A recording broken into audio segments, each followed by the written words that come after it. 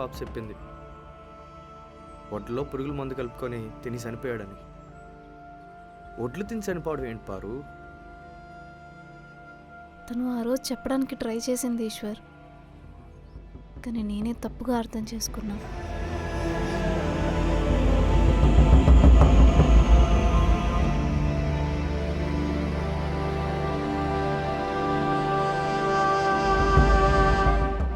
యారా నీ ఇంటి పట్టా ఏమైంది? ఈసారైనా మంజూరు అవ్వాలరా బాబు. అడగడానికి వెళ్ళాను, మన వాలంటీర్ ఈశ్వర్ గారికి జ్వరం అంటారా బాబు. ఈశ్వర్ గారికి జ్వరమా? వాడికి చెప్తూనే ఉన్నా జాగ్రత్తగా ఉండమని.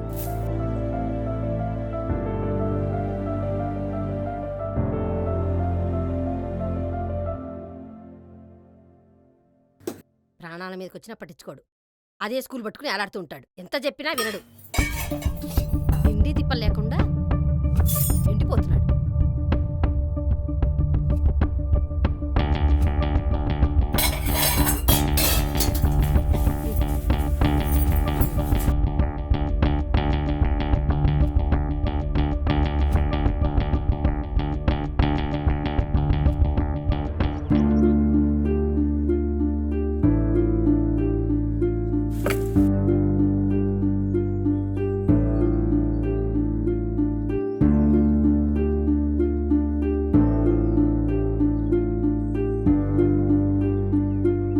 ఈశ్వర్ ఏమన్నా కనిపించాడా?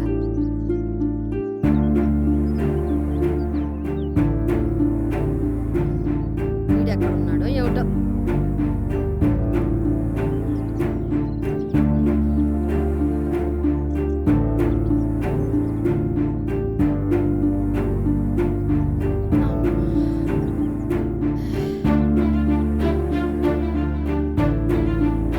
వీడెక్కడున్నాడబ్బా? ఈ ఎండల్లో ఎక్కడ తిరుగుతున్నాడో ఏమిటో.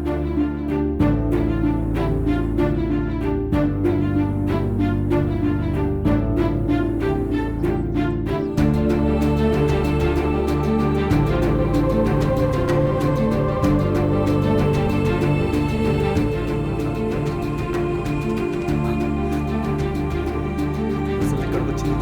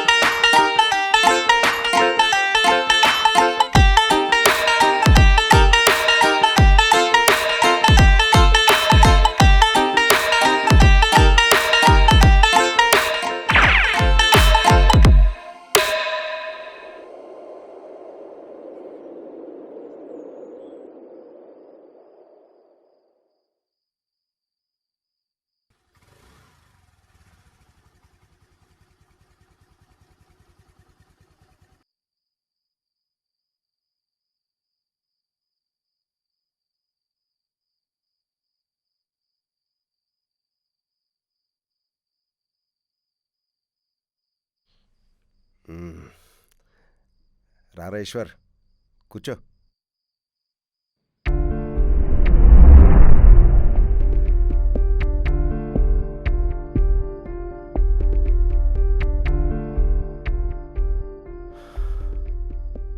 చాలా బాధగా ఉందిరా నాకు కూడా.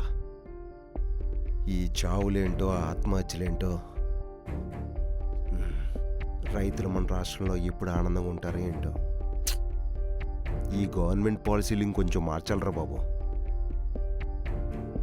సూరయ్య పాప చెప్పింది తడిసిన దాన్ని అమ్ముడిపోలేదని, ఆ ఒడ్లలోనే మందు కలుపుకొని తిని చనిపోయాడని.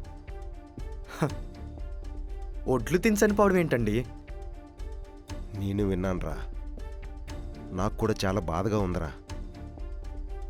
ఈ ఏడు కాకపోతే వచ్చే ఏడు అన్నట్లు ఉండాలి కానీ ఏదొచ్చినా ప్రాణాలు తీసుకుంటే ఏమొస్తుంది చెప్పు? ఏమండోయ్, అది ఆడి సమస్య మరి. అయినా ఎవరి సమస్య ఆడికి పెద్దదండి సర్పంచ్ గారు. అయినా చెప్పడానికి వచ్చారు, ఎవరి కష్టాలు ఆడి. ఎవడికి లేవరా కష్టాలు? నీకు లేవా, నాకు లేవా, ఈడికి లేవా? అంత మాత్రానికి ఏది పడితే తాగిపోతారా ఏంటి? అందరికీ ఉంటాయి ప్రాబ్లమ్స్. ఫ్యాషన్ అయిపోయింది ప్రతి ఒక్కడికిను సూసైడ్ అంటే. సూరయ్య బియ్యం మన దగ్గర కమ్మకానికి వచ్చినప్పుడు కొనుంటే బాగుండేది. సర్పంచ్ గారు అంటే ఆడి చావుకి కారణం నేనే అంటావా? కారణం కాదు, బాధ్యత తీసుకోవాలి అంటున్నాను. సర్పంచ్ గారు బాధ్యతగా తీసుకున్నాను కాబట్టే ఆ చనిపోయిన వ్యక్తి కుటుంబానికి 5,000 రూపాయలు ఇచ్చి వచ్చాను ఉదయం. అయ్యి బాబోయ్ 5,000 మరి. అదేదో వాడు బియ్యం కొనుంటే ఒక్క ప్రాణం పోయేది కాదు. ఒక్క మనిషి ఒక్క కుటుంబం బ్రతికేవి కదా. భిక్షపతి గారు ఇప్పుడు ఏమంటావురా? ఈ ఊర్లో చనిపోయిన వాళ్ళందరికీ కారణం నేనే అంటావా? ఊరుకోరా బాబు. సర్లే కానీ మధ్య మధ్యలో ఇలాంటివి జరుగుతూనే ఉంటాయి. అంత మాత్రానికే కోపతాపాలు పెంచుకుంటూ పోతే మిగిలేది తౌడే. రేయ్ కవర్ తీసుకొని రా.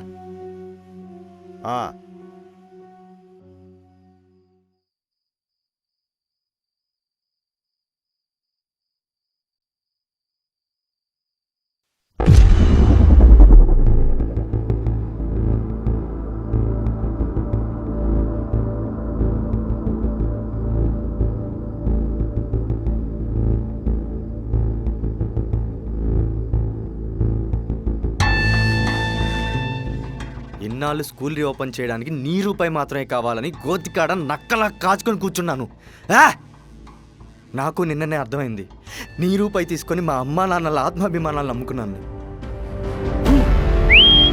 అదిరా బావ నువ్వు అలాగే చేయరా. ఎన్నాళ్ళకి నీకు బుద్ధి వచ్చిందిరా. అదిరా మా బావగాడంటే ఇప్పుడు నీకుందరా. రారా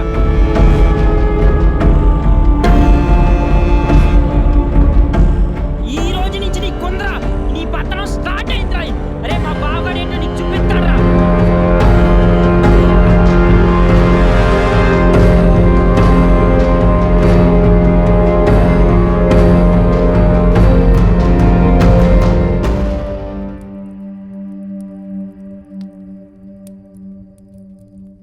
రామ్మా పార్వతి, అసుర సంధ్య వేళ లక్ష్మీదేవిలా వచ్చావు. ఉండమ్మా కుర్చీ పట్టుకొస్తా.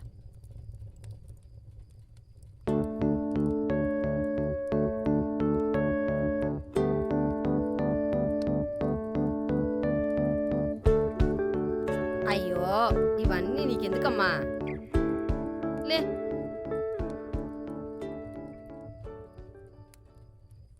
లే కూర్చోద్దా.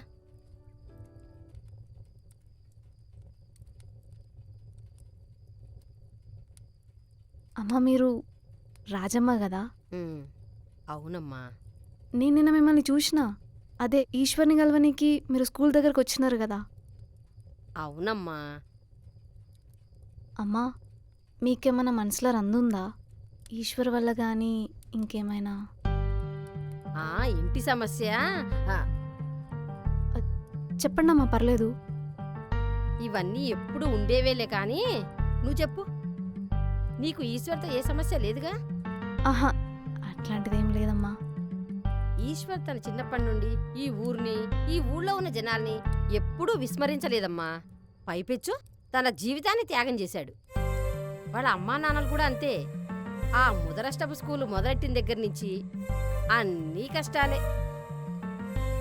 పిచ్చి జనాల కోసం, ఆళ్ళ బతుకుల కోసం పాకులాడాడమ్మా. అయినా నా ఈశ్వర్ రోడ్డును పడ్డాక ఏ ఒక్కడూ రాలేదు. స్కూల్ వల్ల తను కష్టాలు పడ్డాడన్నమాట నిజమే, కానీ మిమ్మల్ని ఎందుకు అర్థం చేసుకోలేకపోతున్నాడు? చూడమ్మా, వాడు చూడాల్సిన కాడికి చూస్తున్నాడు. అయినా రేపో మాపో పోయేదాన్ని. నా జీవితం కోసం వాడి 1,00,000 పనులు ఆపేసి నన్ను చూసుకోవాల్సిన అవసరం లేదు కదా. అయినా నాది గట్టి పిండంలేమ్మా. ఏదో అప్పుడప్పుడు గొడవ పడుతూ ఉంటా వాడితో. ముసిల్దాన్ని కదా, చాదస్తం అనుకో. అయినా నాకు వాడన్నీ చేశాడు. ఇదిగో ఈ ఇల్లే నా శత్రువులా మారింది. రోజుకో పెంకు ఊడిపడుతోంది. అదొక్కటేనమ్మా నా సమస్య. అర్థమైందమ్మా. మీరు ఈశ్వర్ని ఒక్క మాట కూడా పనియరు. నేనే ఈశ్వర్తో వెళ్ళి మాట్లాడతా. ఇంకా పార్వతి, నాకు ఒక సహాయం చేసి పెడతావా? చెప్పండమ్మా. ఉమ్. ఈశ్వర్కి ఎలా బతకాలో తెలియదు. ఎప్పుడూ ఆ స్కూల్ దాటిపోలేదు. వాడి 15వ ఏట నుంచే అన్నీ కోల్పోయాడు. అప్పటి నుంచి ఆ స్కూలే వాడి తల్లిలా భావిస్తున్నాడు. అక్కడే ఉంటున్నాడు. వాడి కల ఏంటంటే మళ్ళీ ఆ స్కూల్లో పిల్లలు ఉండాలని. ఆ కళ నెరవేరుతుందో లేదో నాకు తెలియదు కానీ వాడి జీవితంలోకి నువ్వు రావడం మాత్రం వాడి అదృష్టం. ఎదగటానికి ఎదిగాడే గాని వాడు చిన్న పిల్లోడేనమ్మా. వాడిని బాగా చూసుకోవాలమ్మా. మీ ఇద్దరి జంట చాలా బాగుంటుందమ్మా. ఇద్దరూ పార్వతీ పరమేశ్వర్లాగా చల్లగా ఉండాలి.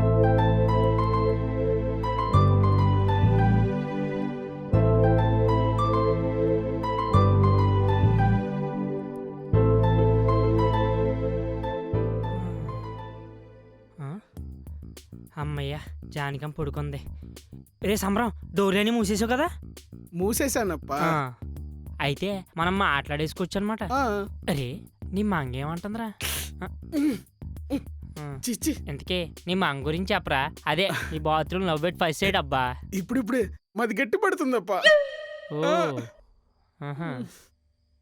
ఆ, ఆ, ఆ, ఆ. డై ముట్టా పైన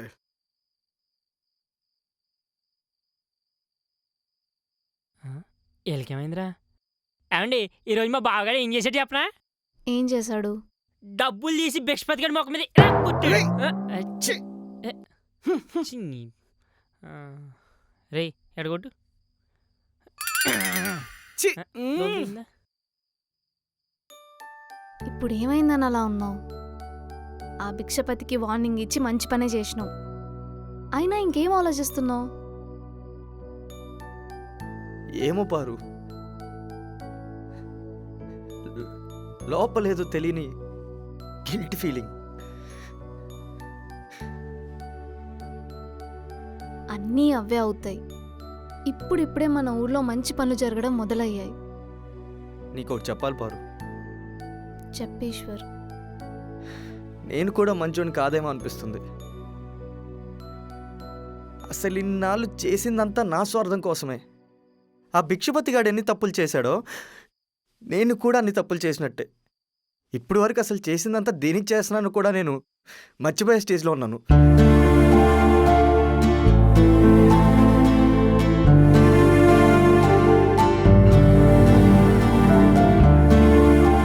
నాకు తెలుసు నువ్వన్నీ ఆ స్కూల్ కోసమే చేస్తున్నావని.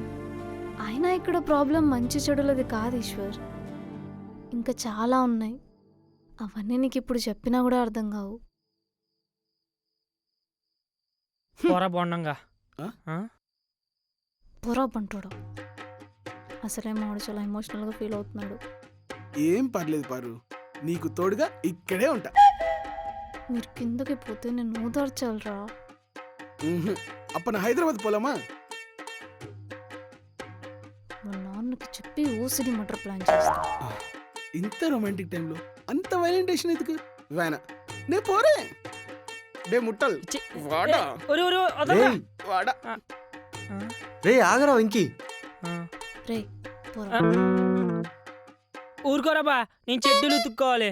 లేదంటే ఈ రోజు తిరిగినట్టే ప్రతిరోజు తిరగాల్సి వస్తుంది. ఉంటానే, గుడ్ నైట్. పోరా డే. రే ఆగరా రే.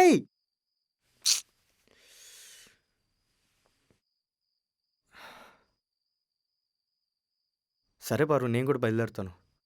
పోరా పో. అరే నువ్వేదో ఎమోషనల్గా ఉన్నావని ఓదారుద్దామని వస్తే.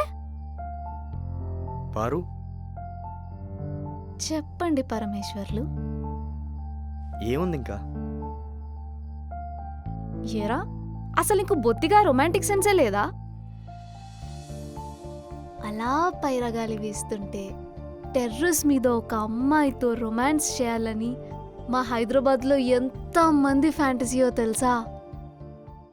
కానీ నాకు ఇప్పుడున్న ఎమోషన్ వేరు పారు. అదెంతసేపు మార్చేయడం.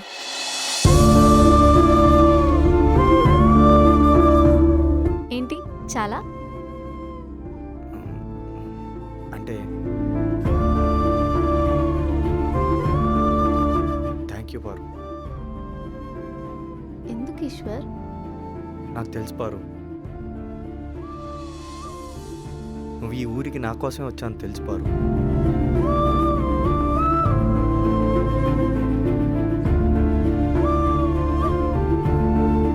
నా కోసం నువ్వు కోట దాటిని రానివ్వరు.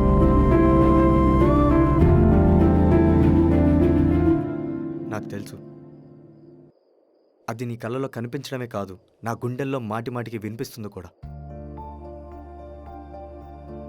రే బావా, తొందరగా వెళ్ళాలి, రారా. మనం వెళ్ళే దారిలో కుక్కలు కూడా ఉంటే పిక్కలు పట్టుకుని లాగేస్తారా బాబు, రారా. వస్తున్నారా? 5 minutes.